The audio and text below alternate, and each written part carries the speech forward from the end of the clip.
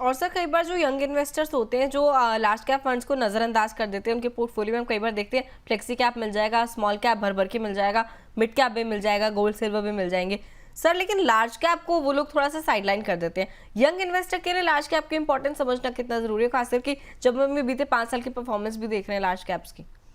देखिए, जो साइडलाइन होती है उसका रीजन होता है कंपैरिजन।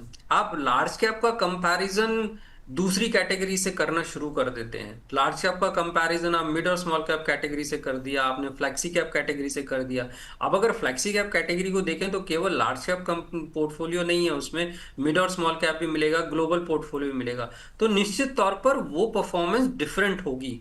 तो ये जब कंपैरिजन होता है उसमें लार्ज कैप नीचे चला जाएगा, क्योंकि लार्ज कैप का परफॉर्मेंस मिड कैप या वो स्मॉल कैप हो या फ्लेक्सी कैप हो उसके बराबर आपको दिखाई नहीं देगा।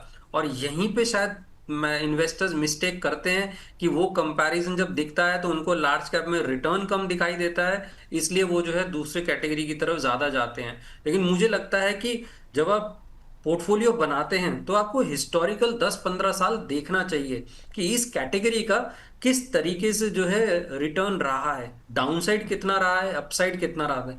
अगर आप इस तरीके से समझेंगे तो आपको पता लगेगा कि जो स्टेबिलिटी जो आपको लार्ज कैप में दिखाई देती है वो दूसरी कैटेगरीज में नहीं दिखाई देगी, उसके मुकाबले बहुत ज्यादा वोलेटाइल दिखाई देगा। तो इसलिए वो कंपैरिजन की वजह से ये लार्ज कैप जो है मिस आउट होते हैं। तो मुझे लगता है कि वो नहीं करना चाहिए और लार्ज कैप को पोर्टफोलियो का हिस्सा बनाना चाहिए। आप हाई रिटर्न नहीं देख रहे हैं इस कैटेगरी में, आप एक स्टेबिलिटी देख रहे हैं अपने पोर्टफोलियो के अंदर। जब आप लार्ज कैप में इन्वेस्ट कर रहे हैं कंपाउंडिंग रिटर्न आपको यहाँ भी मिलेगा, हम्म। लॉन्ग टर्म रिटर्न्स आपको लार्ज कैप कंपनीज भी देंगी, बट एक स्टेबिलिटी के साथ देंगी आप।